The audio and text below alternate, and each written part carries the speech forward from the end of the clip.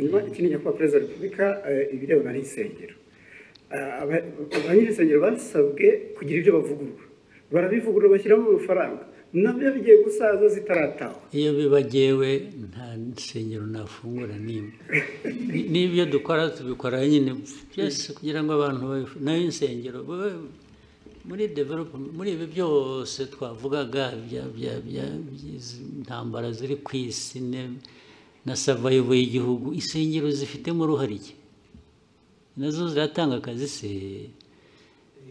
they are just cheating abenshi they are just cheating ariko mubahehe mwebwe ngewe ibyo mbona ko ari abantu huzuyemo ububande gusa kurwana n'ababande bari mu churches nabyo nta mpuhwe mbifitiye na busa rwose ariko mwebwe abakoroni barabarindagije namwe murarindagira ubu ibintu twirwe tuganira ibintu bya church ibisengero wagiye mujye guhinga mworore mujye gusenga nushaka usengere kuri telefone ibyo churches aho byaturutse ntuhazi churches ziri ahantu hose ziri ahubwo ndetse buriya nuko dushaka gushyira ibintu mu kuri ntitudashaka guhutaza abantu tugira kwigisha naho hafunzwe nke ikibazo kirimo nyakubahwa perezida wa repubulika kubera hari uturere tumwe zifunguye abaturage baturuka mu turere aho zifunze bajya gutera umubyigano naho tuzazifunge ahubwo aho ziri ubwo tuzazifunga bajye basengera mu rugo rwose iri senga abanyafurika niba munyemera ikindi kibazo kimwe kirebana n'inyambo ejo bundi mwagabiye miri wa Katari inyambo Albert Rudatsimburwa twahoze tuganira avuga ati birakwiye ko inyambo zishyirwa mu murage w'igihugu ku buryo buri official ibyo bintu mwigeze mubitekerezaho bizakorwa ryari muzabitekerezeho mwebwe muzabitekerezaho mubikore njye mfite inyambo ndazitunze ndishimye uko muzazigenza migirire gute ibyo birabareba njye nzatunga ngabe nishime ko ari amateka yacu se mwe mukora akazi ko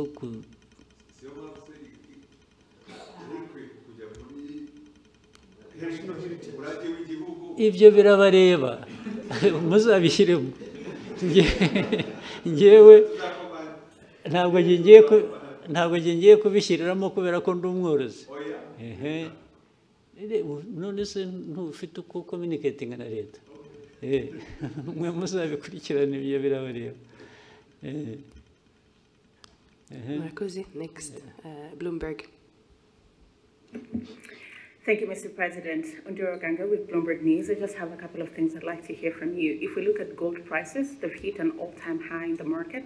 In the context of RWANDA, IMF projects that by the end of the year, gold is going to account for half of your export revenue, about $2 billion by the end of this year. But in the same breath, we have seen sanctions, particularly from the EU on the country's main smelter, Kasabo, and some of its executives. So in lieu of the sanctions, what is Rwanda currently doing with its gold? And maybe if you can broaden out that conversation for me, what is the importance of gold in Rwanda's economy? And do you have specific plans to develop the gold industry? Thank you very much. Do you want to advise those who are applying sanctions?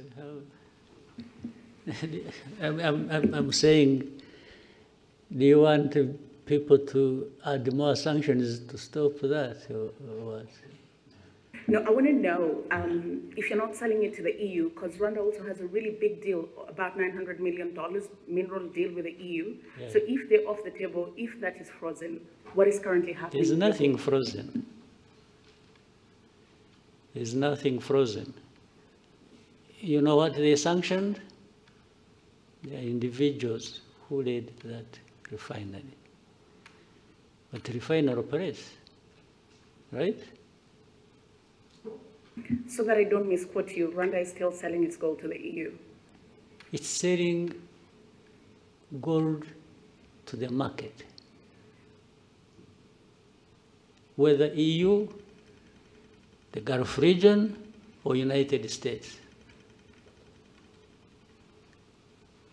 I don't know whether I'm getting your question properly, but there is definitely gold.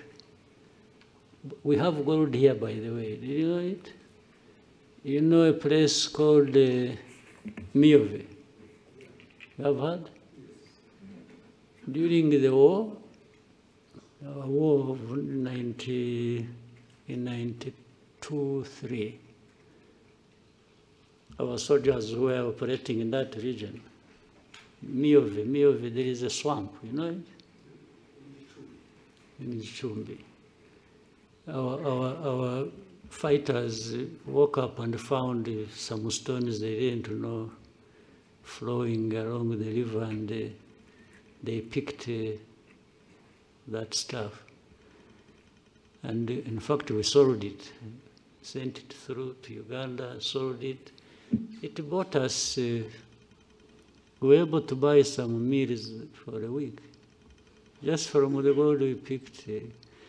The mining still goes on artisanal, and now they are doing deep exploration to see if there is gold in Nyamagabe area, near Nyungwe. A lot of gold comes from there, and so on and so forth. Then more gold comes from, and gold has been coming through here or sold here from Congo as it goes through Burundi or goes through Uganda. So there's nothing particular about gold and Rwanda that people should blah, blah, blah about.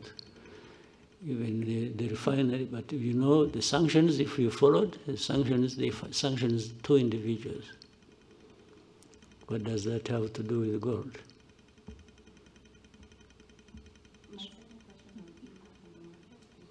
Impact of Rwanda on the market, or?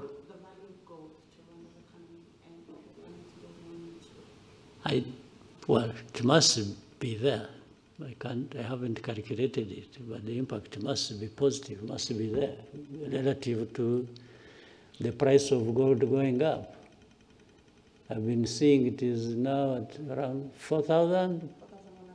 Yes, 4,000 plus dollars per ounce, I think. That's huge. As you see it, you may end up, and it has nothing to do with Rwanda, you may end up having wars around gold, those who need it and those who produce it in the world. And those who have more will get more involved than those of us. We are talking about young or small people. Rwanda always carries the burden of the whole world by itself. You know, there are people doing everything, even in a worse form than probably we're accused of, but they prefer to point at Rwanda for everything. Can you imagine Rwanda being a point of reference to do with this global network of gold trade? You get it clearly that it is politics, it is geopolitics, it is some nastiness that goes on every day. Otherwise, how does Rwanda really surface in all this?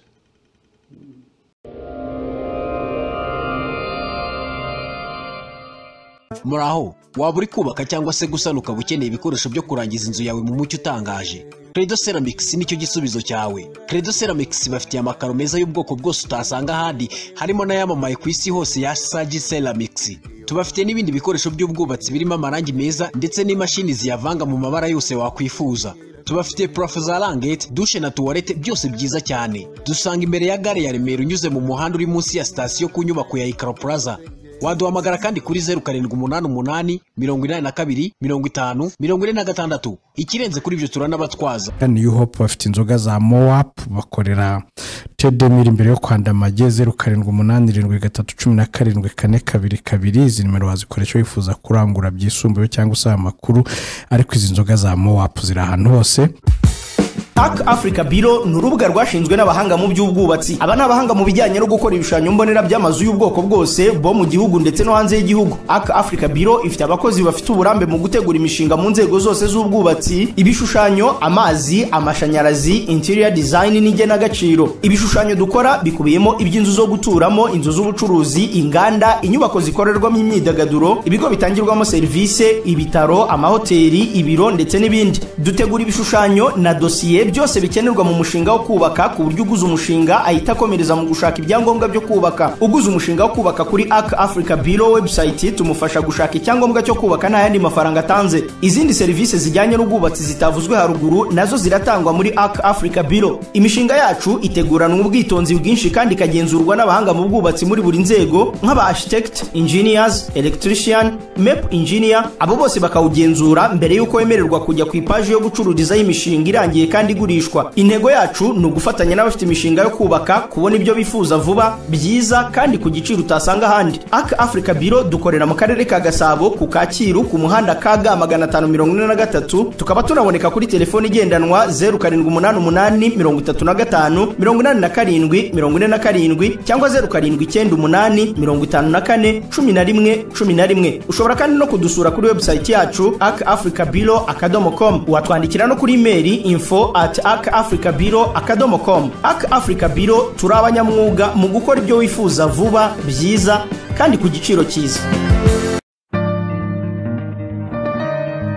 Niba kubaza abantu batatu b'ingirakamaro mu buzima bwacu, dore igisubizo ukwiye kuzatanga. Benjamin Franklin wavumbuye amashanyarazi mu 1752. Thomas Edison wavumbuye urutsinga mu 1879 ndetse na kompanyi y'abanyarwanda yitwa Elemetech Group Limited. Iyi ni kompanyi itanga services zo gushushanya no gukora installation z'amashanyarazi mu nzu zabo zo guturamo, izo gukoreramo ubucuruzi, inganda n'ibindi bikenera umuriro w'amashanyarazi. Basuzuma ibibazo byose by'amashanyarazi kandi bakabikemura mu buryo bwiza bwa kinyamwuga. Batunganya kandi bagakurikirana ibyangombwa byose bikenerwa kugira ngo imirimo yo gutunganya ibirebana n'amashanyarazi bikorwe neza. Batanga kandi services zose zirebana no gushushanya no gukora installation y'amazi, amashanyarazi, ibikorwa remezo by'itumanaho n'ibifitanye isano nabyo byose, kandi ibi byose babikora mu buryo bubungabunga ibidukikije kandi inyigo zitegurwa hateganywa guhangana n'ihindagurika ry'ikirere. Naho ujye ushengurwa n'inkuru z'impanuka z'amashanyarazi zaturutse ku bunyamwuga buke bw'abakoze installation. Inzira yo kwirinda izi nkuru ni uguhamagara cyangwa kwandikira ubutumwa kuri WhatsApp Elemetech Group Limited kuri 0785 48 54 69 cyangwa ukagana aho bakorera i Remera ku muhanda nimero KG 125 mu nyubako ya Ikaro Plaza. Wanasura urubuga rwabo rwa internet wa@elemetechgroup.com.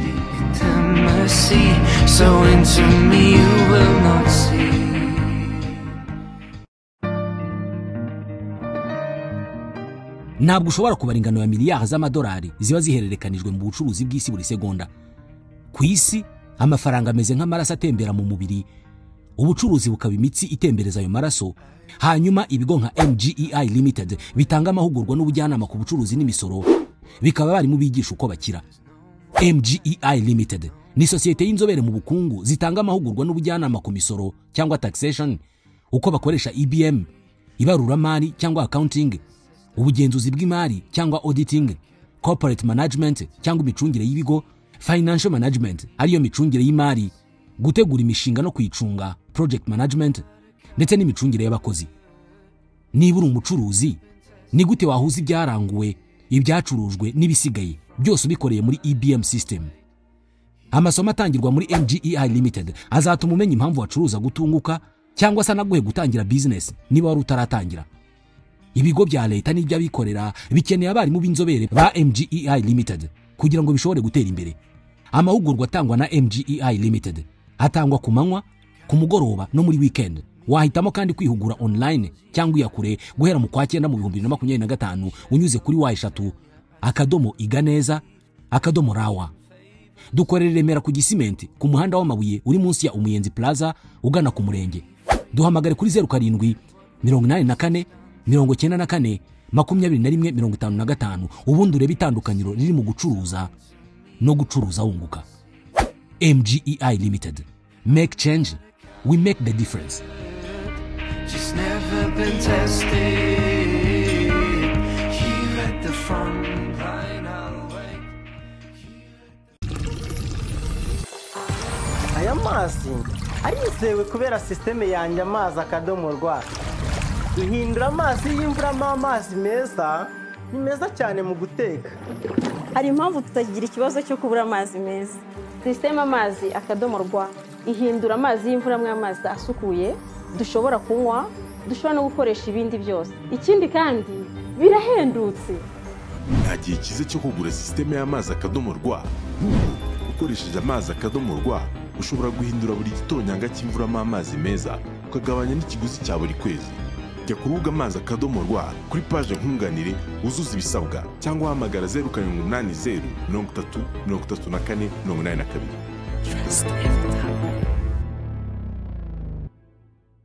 Tekana hamwe na Gama Travel and Tour Agents, ikigo kigufasha gutegura no gutunganya kinyamwuga ingendo z'indege, aho bashobora kuguha tike y'indege aho waba uri hose ku isi, yaba umuntu umwe cyangwa itsinda ryabo. Gama Travel and Tour Agents kandi bagufasha kubona visa ku gihe, amacumbi, gutunganya ingendo zisaba gukambika ahantu nyaburanga n'ibindi birimo kubona amakuru yose afitanye isano na services z'amasomo atangirwa mu mahanga kuva ku mashuri abanza kugera kuri masters na PhD. Banakubonera akazi muri za kaminuza zo hanze no mu bigo bikorana nazo. Cudika n'aba banyamwuga rero maze wiremera ibihuzi ibuka igihe kinini. Wadusanga Kicukiro Sonatibe ahahoze UTB cyangwa ugahamagara kuri 0788 87 2060 na 0784 91 5009. Wanabasura kandi ku rubuga rwa wa3.gamatoa.agents. Ibya Kayizari mu bihe Kayizari, iby'imyenda n'ibikoresho bya siporo nabyo biharira iduka rya Dona Sports kwa Thierry Gose. Adona Sports yaje kugukiza za jezi zimeze nk'ibitenge n'abaguhenda kandi baguhaye ibyamvagara. Nitwe Gisubizo mu gihe ushaka jezi z'amakipe ufana kuva kuyo mu Rwanda ndetse n'ibwota amasimbi yaba ari amakipe y'ibihugu ndetse na club. Muri Adona Sports ntabwo tubafitiye imyenda ya siporo gusa, ahubwo tubafitiye n'ibindi bikoresho bya siporo byose wakenera muri siporo yose waba ukora. Wateguye irushanwa, ukeneye ibikombe n'imidari byo guhemba batsinze, gana Adona Sports. Hari godiyo wabuze uteganya gutuma hanze, gana Adona Sports, ikibazo cyawe kiraba amateka. Adona Sports dukorera hano mu mujyi imbere ya Kigali City Tower mu nyubako ya GF Plaza, ndetse kandi wanadusanga imbere y'inkuru nziza. Ushobora no guhamagara izo nimero ziri kuri screen yawe ukeneye ibindi bisobanuro. Adona Sports ni igisubizo ku basportifu nyabo.